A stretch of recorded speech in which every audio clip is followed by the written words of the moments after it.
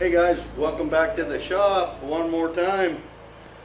In our last video we were working on this Swiss made R.H. Forstner Company Victorinox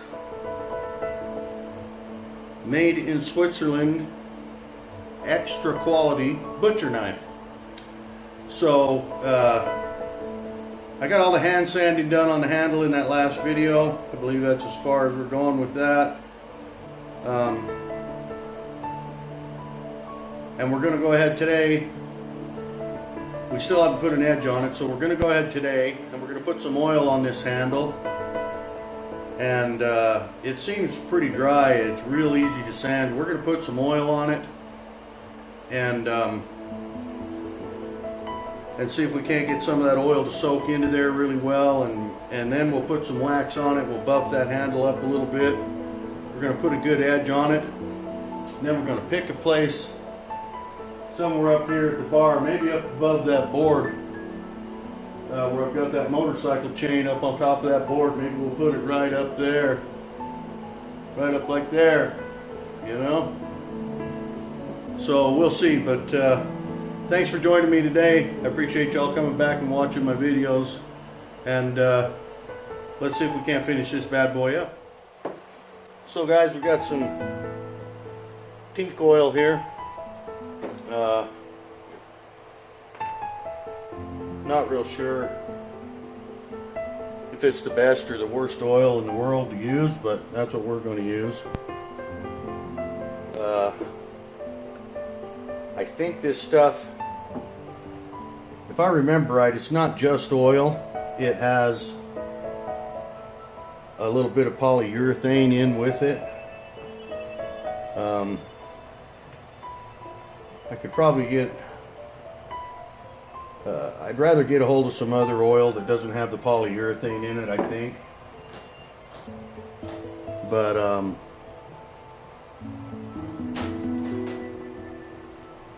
I think any oil is better than no oil when you've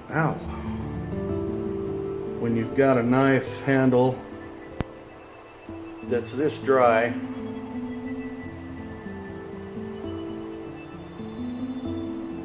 And our cuts are still showing up here, but it's not terrible. I mean, that looks better than just having some saw blade marks in the end of the blade. Sometimes there's only so much you can do. I took the darkest wood that I had in the shop to make that sawdust paste with. So I guess it just kind of is what it is.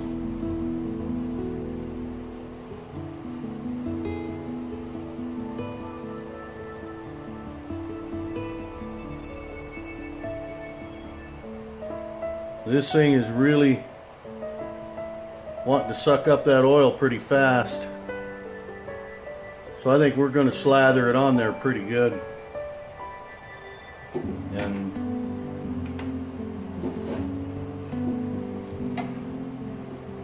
see if maybe we can't help protect that wood. Although the handle wasn't in horrible shape, the handle was in pretty good shape, but you know, over time it can dry out, crack, and we don't want that to happen. So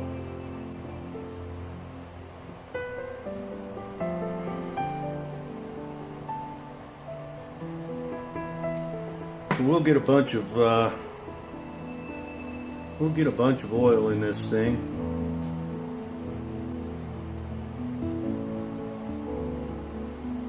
I think as long as it wants to suck it up, we'll let it have it. This is actually quite a nice old knife. I don't know where Scott picked it up, if it was at like a swap meet or a yard sale or garage sale or something. Heck, it may have been an old knife that his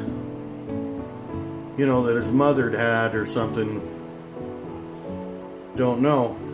But And I don't know that much about butcher knives and butchering in general and all of that. But you know, this may very well have been the type of a knife as large as it is. And this is a very large knife. As large as this knife is and the way it's shaped, and you can see how this kind of, well, you can see there's kind of a little swale in here. So you can tell this knife has been sharpened, you know, many times. And I wonder if it was either used in a professional butcher shop or maybe in a slaughterhouse. This knife may have been used in a slaughterhouse for actually, you know, cutting up a whole cow or hog or whatever. I don't know. It'd be interesting to know the story behind this knife, but when you're dealing with a gentleman who doesn't even remember where he got it, you know, but it'd be cool to know, you know, the history of this knife and where it came from and how it was used and everything, because you can tell it was used a lot, because that blade was not made with that swale in it. That's from being sharpened a whole lot, which means this knife was used a whole lot. I have no idea of knowing how old it is. I looked up the company online, and you can still right now buy almost this same knife. So you know, I don't know if it's 10 years old or 50 years old or who knows, you know. I know a lot of times these companies, you know, they make a good product. Look at Kirby vacuum cleaners. You can go buy a brand new Kirby vacuum cleaner today and it looks like it's 40 years old. You know, they've hardly changed the style of those vacuums in years and years. So I guess that's kind of the old adage, you know, if it ain't broke, don't fix it. If you've got a product that works and everybody likes it, why change it? Just keep producing the same product. But like I say, I can tell that this knife has been around a while because of this. It's a pretty long, you can see a pretty good little swale in through here where that thing has just been sharpened and sharpened, and it's probably been sharpened on a sharpening steel. You can also see where the bevel here is a certain thickness, but as you come down, the bevel gets wider and wider, and it's really wide right in here, you know, and then it comes back down to here. So from this point here to about this point here, right in here, is where this little swale is in this blade, and that's where the bevel gets really wide, a lot wider. So that's where they were hitting it on the old sharpening steel, you know. That's my best guess. Boy, that wood is just sucking that oil up. Look at that. I mean, I'm not even really getting any oil on my fingers, and I've been slathering it on there pretty good. And that that wood is just sucking that oil up. So we're gonna go ahead and keep putting a little more and more oil on this thing and let it suck it up there pretty good. And then I think we'll be back here in a little bit. We'll let that dry a little bit, and I'll go ahead and get some more oil on it, and we'll let that dry a little bit, and then we'll put some wax on it, we'll buff it out, and then we'll sharpen that blade up real nice, and we'll see how that works out. So we'll be back in a minute. Alright guys, our handle has had some time to dry out here. I don't even know how many coats of that oil, and it just kept sucking it up really nicely. So we're gonna go ahead now and get some wax on there. And I'm just using Minwax paste finishing wax. Seems to work pretty well.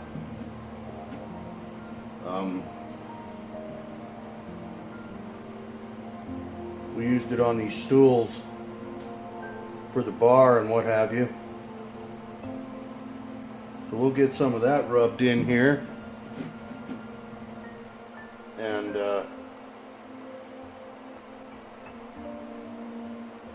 I'm not afraid to put some wax on it, you know.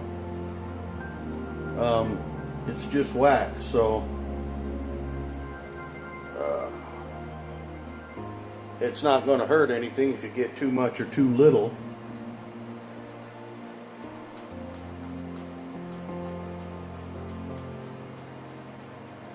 So I like to rub it in there pretty well.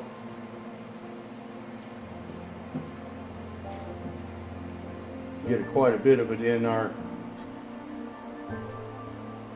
wood there on our project. You know, those little cuts on the back aren't really going to show up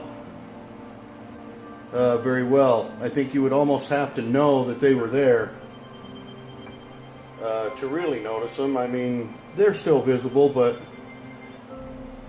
like I said in that last video, when we were first cleaning this knife up and sanding the handle and what have you, it looks better than just some saw cuts in the end of the handle, you know.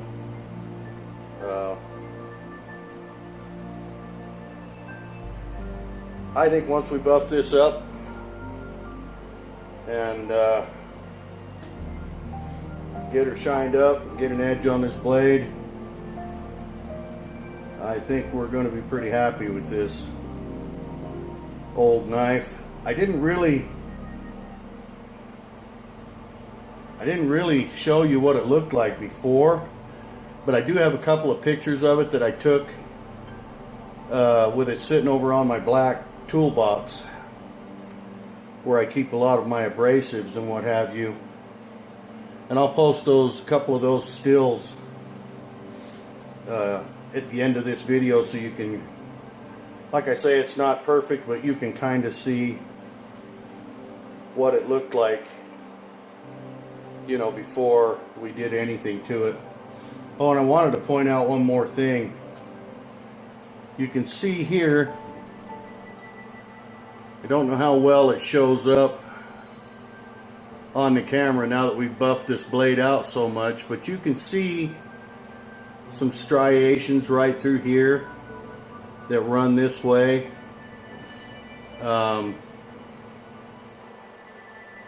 If you can see those in that blade right there, you see how they kind of run at a diagonal like this, and you can tell by those striations. I think they show up better on this side. Yeah, so you can see them right in here.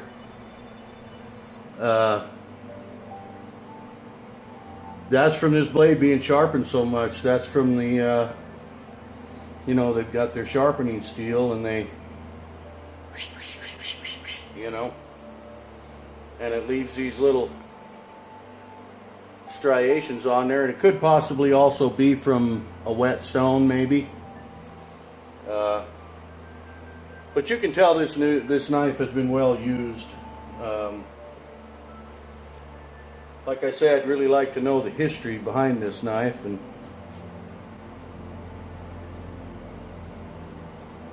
well, I like working with some of these old things like this, is you just wonder, you know, what all has this knife seen in its day? Did its user ever end up having to get stitches?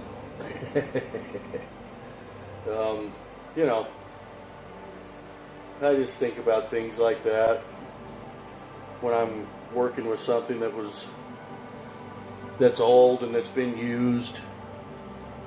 Well, I think we've got plenty of wax on our handle, and look how dark and pretty that looks. And see, these cuts don't show up nearly as well now I mean, you can still see them, but I think it's going to be fine. That would have been quite a job to cut that handle off. And this is kind of a combination. This is another reason why I wasn't real eager about cutting these scales off, this handle. Because this is a solid wood handle. These aren't scales. The top of this knife is exposed. The tang is exposed right here. But on the bottom it is not. And it's not exposed any further than here around this back and what have you. So and it's got a big handle on it. I have big hands, and this handle is even a little too big for me. So it was definitely made to be handled, and by the wear on the blade and those little striations across the blade from possibly a whetstone or a sharpening steel, you can see that this knife has been well used in its day, whoever owned it, wherever it came from, whatever its story is. But we're going to try to do it some justice and clean it up, make it pretty, make it sharp as a razor again. You can see possibly there's a little nick in the blade right there. Don't know how well that's going to show up on the video, but there's a few little nicks in it and that we'll take care of on the grinder, and we'll get her shined up real nice and give it a nice home up there behind up above the bar. So I think we've got enough wax on there. We're just going to kind of let that sit there for just a minute, and we'll get our buffer fired up and we'll buff this thing out. So we'll be right back. Alright guys, so we're gonna buff this handle out, which means I'm gonna have to hang on to the blade. So I'm gonna put on a pair of gloves here just to be on the safe side. I haven't sharpened this knife yet, but it was already sharp. This isn't a new blade that hasn't had an edge put on it yet, like one of the knives I make. This knife has already been sharpened, and I've already come close to cutting myself a couple of times handling it just how I have. It's not really sharp. It's not sharp like it should be, but it is sharp. So we're going to have a pair of gloves on here just to be on the safe side. Let's see if we can't shine this handle up a little bit now that we've got some good wax on there.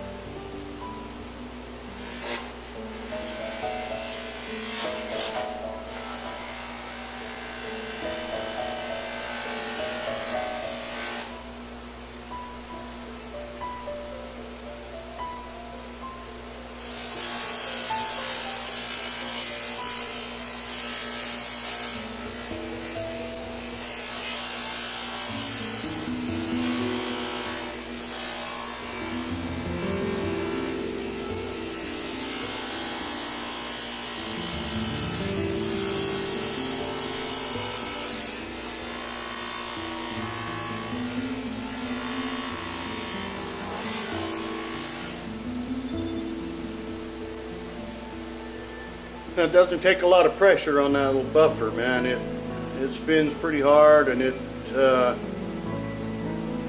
does a pretty good job. I mean, it's almost too fast. I'm thinking we might put another coat on this. And I've got a hand buffer, a big old, like an angle grinder type buffer. I can put it in my vise over here and turn it on low and buff that also. And I think we're going to try that because this looks pretty nice, but I think we can get it looking a little nicer than that. I think we can get a little more shine on it than that if we slow down the RPM a little bit and hit it with a heavy coat of wax. So we'll be back in just a minute, and we're going to do that. All right, guys, so we've got my big buffer here mounted up in the vise, and we're going to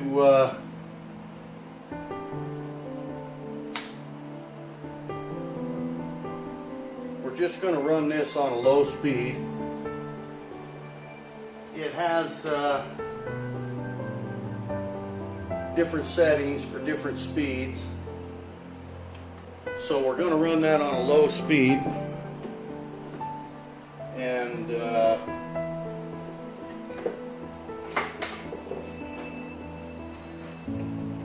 we're going to see if we can get a little more shine out of this thing. Not that it looks horrible, but it can look better. So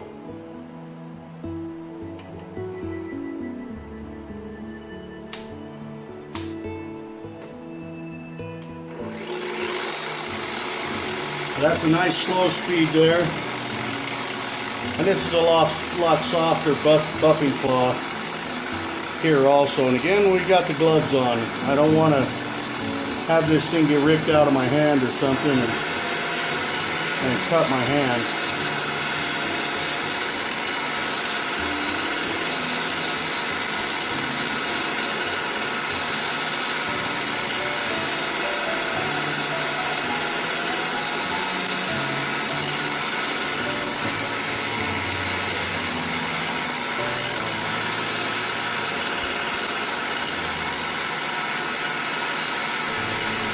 And again, guys, just because you see me do something on a video, that doesn't mean that you should do it too. You know, there's a right way and a wrong way to do everything. And I may not always do things the right way. And I don't always do things the wrong way. Sometimes I just do things my way.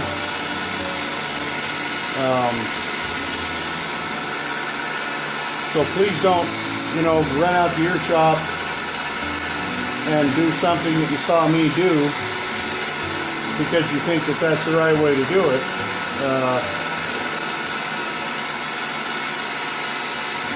Because it may not be. Again, I'm not here trying to teach anybody how to do anything as much as I'm just taking you along with me for the entertainment value of seeing the projects that I do and how they turn out. So I don't want anybody to go, and put their buffer in a vise and polish a butcher knife handle and end up cutting themselves or worse, and then say, well, that's how he told me to do it. Well, I'm not telling you to do it this way. I'm just telling you that this is how I'm doing it. And I'm sure there's much safer and easier, better way to do this. But this is just how I'm doing it. I don't recommend that anybody do this. But again, it's your shop. You do what you want to do. Whatever you feel comfortable with. I just kind of have to say that because I don't want somebody to, go out to their shop and do something they see me do, get hurt, and then want to come back on me and say, well, you know, I saw him do this in this video and he said that's how to do it. So just remember, whatever you decide to do in your shop, that's your decision and your decision alone. Don't do something just because you saw me do it. If you don't feel comfortable, don't do it. That's my motto.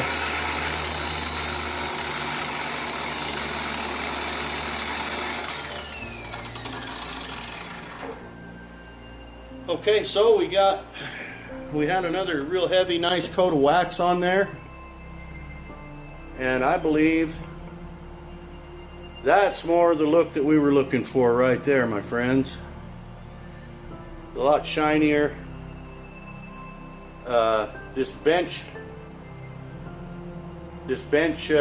buffer that I have it's a great buffer, but it's very high speed, and I think it was kind of burning up our wax as we were buffing with it. So I think that there is a much better deal. That looks a lot better. So we'll get some of this wax and oil and what have you off of this blade, and let's head over here to the grinder and let's put an edge on this thing. Okay guys, so we've put 120 grit ceramic belt on here. We don't want to cut into it too much, but we've got a couple of little nicks like right here, and there's a couple up here that we kind of need to clean out of there. So we'll just hit that on here.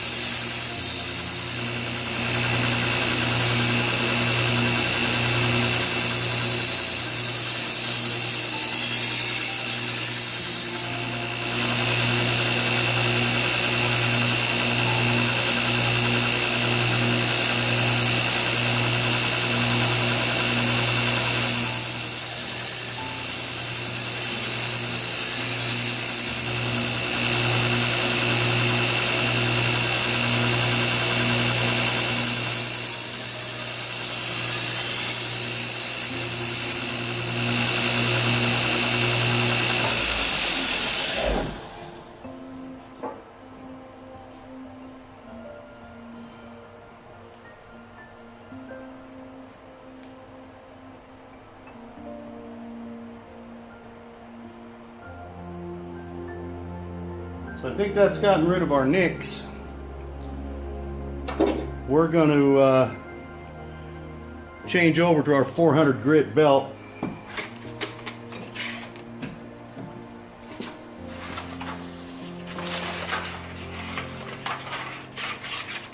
And we're going to get on the slack belt.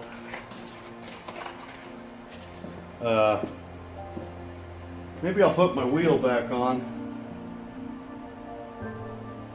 because it's easier to see what I'm doing with that slack belt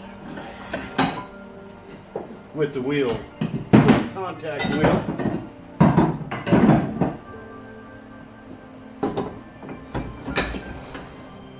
And that gives me a little bit more room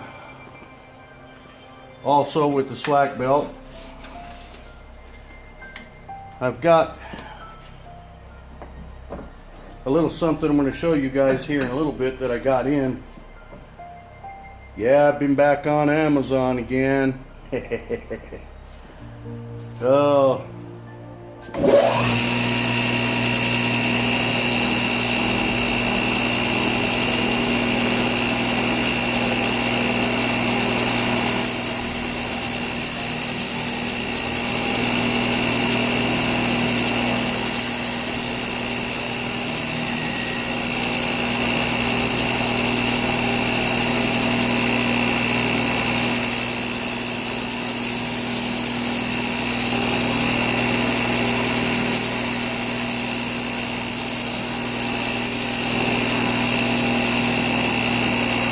Still got a tiny little bit of that nick right there, but we'll get that out of there.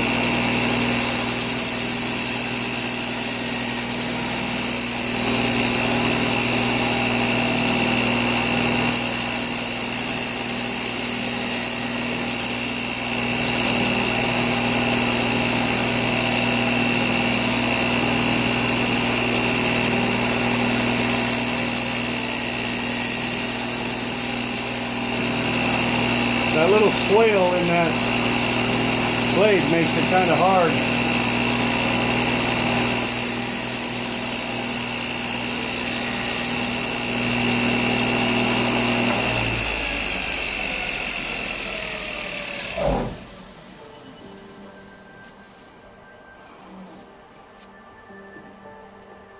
Okay, our little nick is gone. If you can see that or not. But that little nick is gone out of there, and the little nicks that were up here in the top of the blade, they're gone. So I need to run up in the house for a second and get something. I'll be right back. I'm back. So here's what I wanted to show you.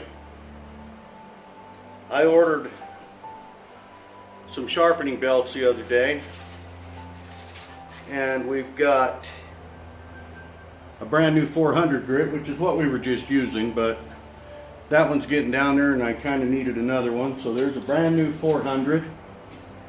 Here's where it gets nice. We've got a 600, which I didn't have before, which we're going to put on the grinder next. And we've got an 800. Don't know if you can see that, or upside down. It's still upside down because my phone does stuff upside down and backwards until I render the videos. But and then I ordered this. It's a leather strop, 2x72-inch leather strop for finishing. It'll go right on my grinder, and no more belt in the vise. We've got a leather strop that'll go right in the grinder, which makes it very nice. So let's put this 600 on our grinder now, and we will continue cleaning this blade up.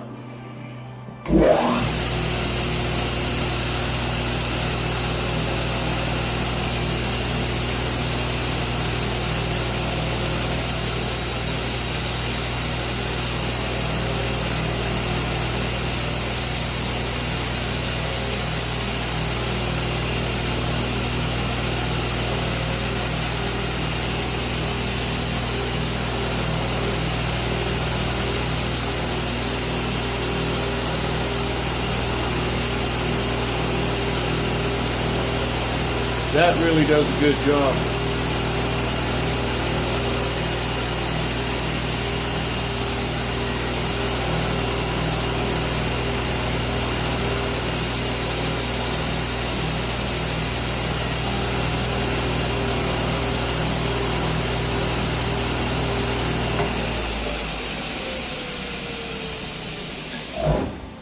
I mean, that really does a good job. There's no more nicks. It's a little toothy. I don't know if that shows up on the video. It's a little bit toothy, but it will be until we hit that with the leather strop. So there's that. We're going to put our 800 grit on now.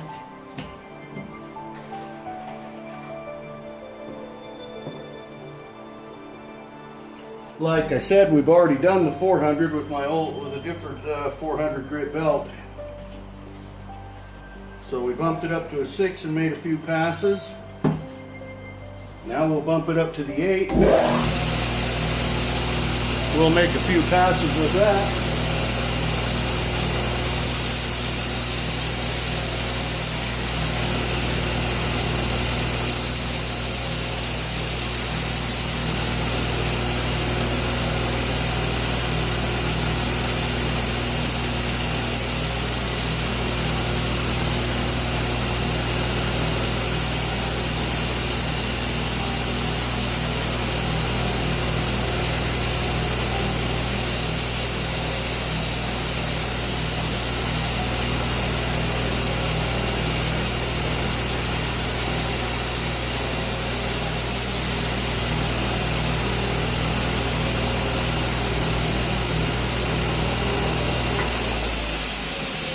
Looking good.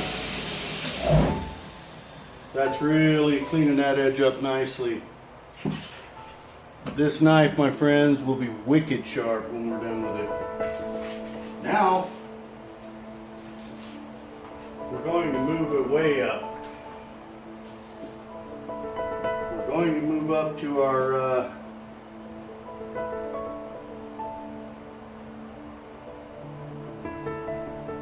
going to move up to our 2000 grit Trizac belt. These things, these Trizac belts are amazing.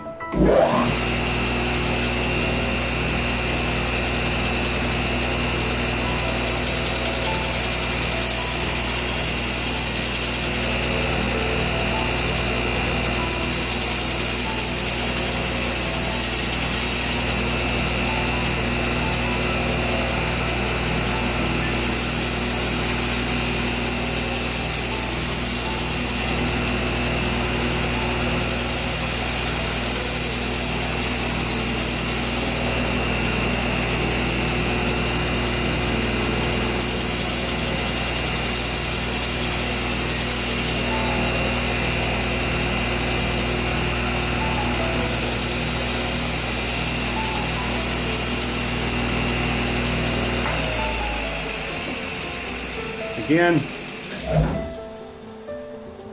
that's very clean now.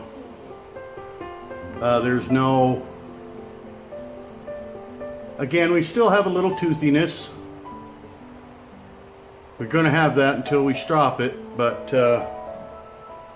it's microscopic now. Now we go to the 3000.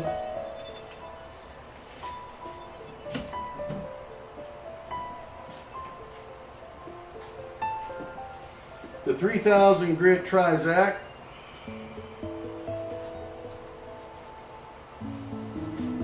And that's the last stage we'll do before we put the leather strop to it.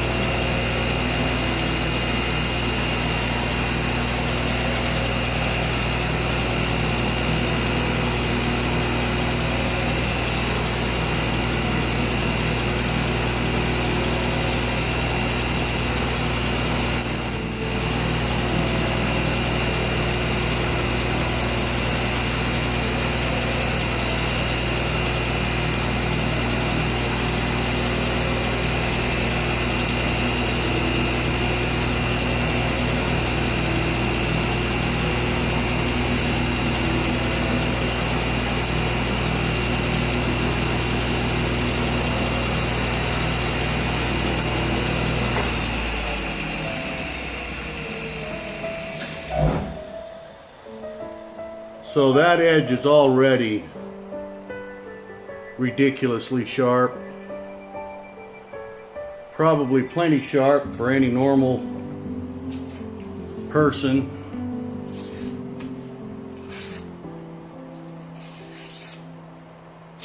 But I'm not a normal person.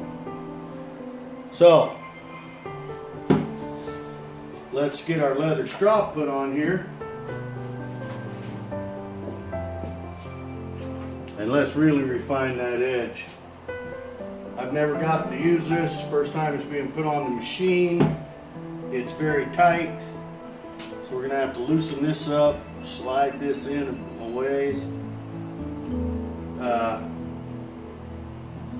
They said that they're fairly tight because they will stretch. Which makes sense because it's leather. So I would imagine it's going to stretch out quite a bit.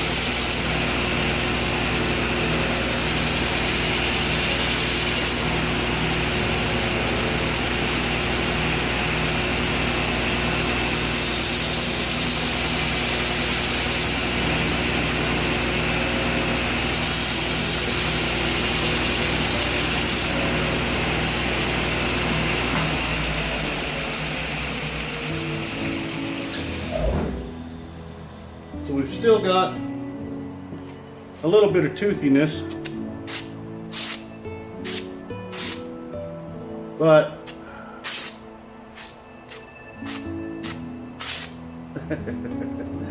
she will cut.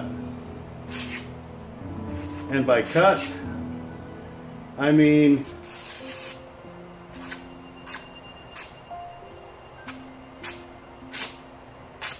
you'd have no problem taking a zombie's head off with this thing. I'm pretty sure of it. So if the zombie apocalypse ever comes, I, my friends, am going to be ready for it. I will have the zombie killing knife here. Now she's cleaned up pretty good, but I'm wondering, it's still, ooh, very sharp. It's still pretty toothy right back here though. And I'm wondering, because I've got the rough side, the suede side of this. The other side is smooth. So I've got like this suede side here facing out. And I'm wondering if I turn this over and hit this with the smooth side. Well, you've got to be really careful running your fingers up that edge. But we're gonna, I think we're gonna just kind of call it good, because it's so sharp right now, it's ridiculous. But I may later on turn that belt over and try doing it with that. So I'm gonna go ahead and clean this thing up a little bit again, and we'll be back in just a minute. So we've got our blade all done here. I mean, you know, the blade could be shinier, but you have to remember, this is a used knife. So I think we got a pretty good mirror shine on there. You can still see those little marks, but those are little scratches in the blade from it being used for many years. And we won't be able to get all of those out. And we don't really want to get all of those out, I don't believe, because see, on this side of the blade is the logo and what have you, and it's just lightly etched in there.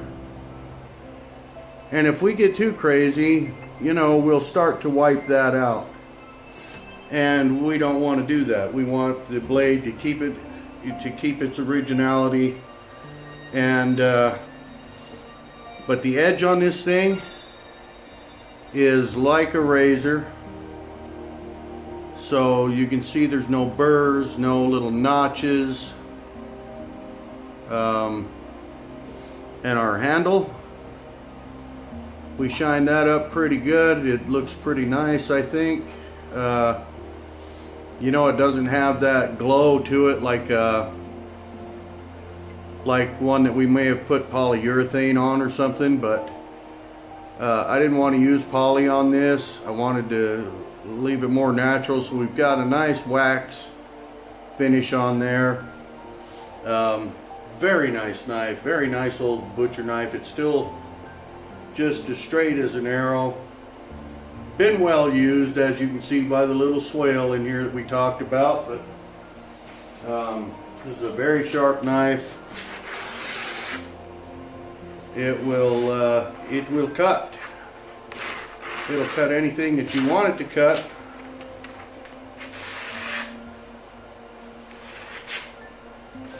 If you can get a knife to do those little tiny curls like that, then you know you've got a pretty sharp knife. Now we may still have a couple of little spots where it's a little toothy.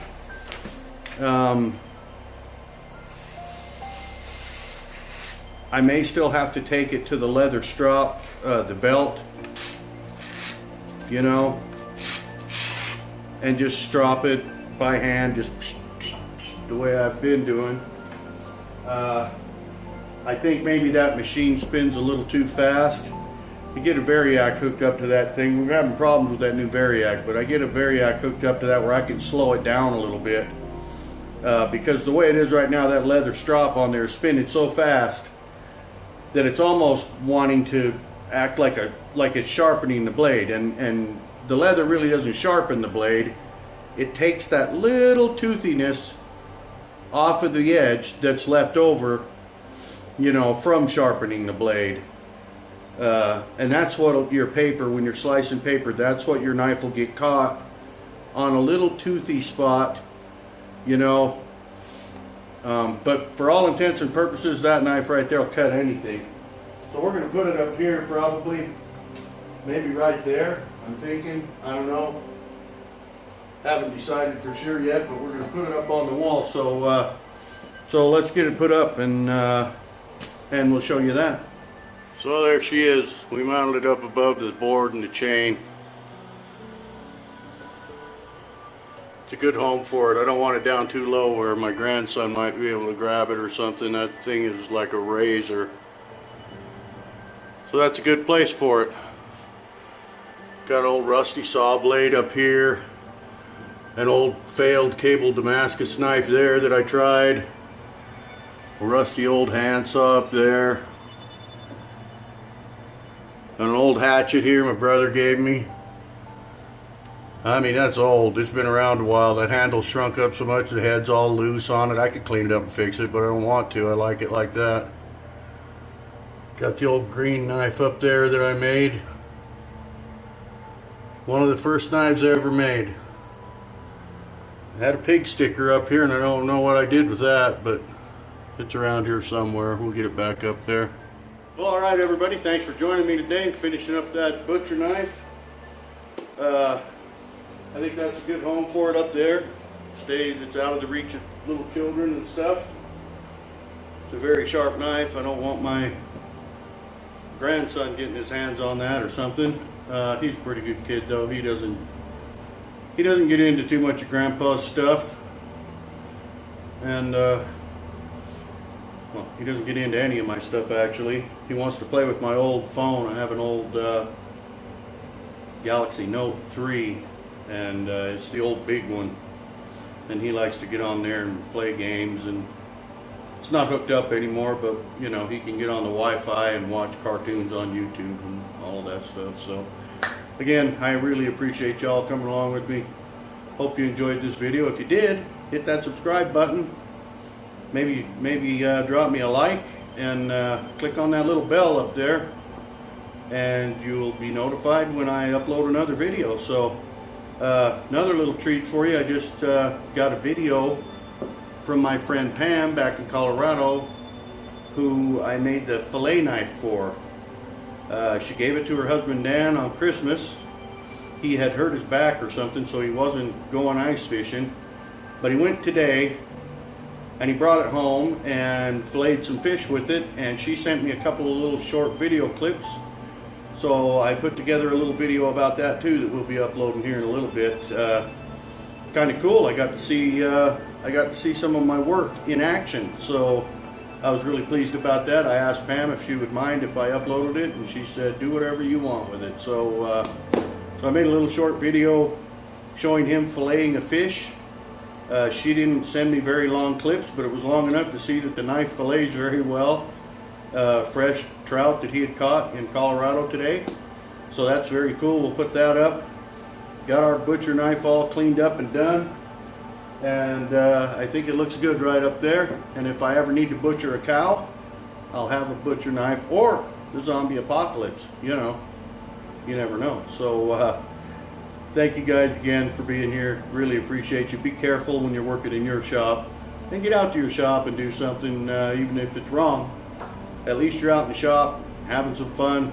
Let your cares roll away. So take care of yourselves, and we're going to get on that paring knife now. Those scales, they've been really kind of fighting me on the green scales that I made for the paring knife. They're they've taken a long time to cure. So the next set I do, I'm going to try some polyester resin. It seems my brother has used it in the past. Said it cures a little faster and it's more workable. So we're going to try some of that. I just used regular epoxy casting resin for those, like I did on my stools, on this bar, and for those green scales. So the next set of scales we're making, we've dyed some scales black with aluminite. They're not really black, but they're dark, and I believe they're dark all the way through. We left them in there for 96 hours under vacuum in the vacuum chamber in that solution. So I believe they'll be colored all the way through. They're not as dark as I had hoped. But, you know, it's all trial and error, but we're going to put some purple stuff in those, and they're going to be for the upcoming cleaver that we're going to make. But first things first, we got to get that paring knife done for my friend Bob's wife, Jill, up in Washington. He said they're going camping here around the 24th, and he would like to have it by then, so we got to get that banged out and get it up to him, and she'll be using it in camp for cutting up whatever. So that'll be cool. So thanks again for being here. Take good care of yourselves, friends, and we'll see you on the next one.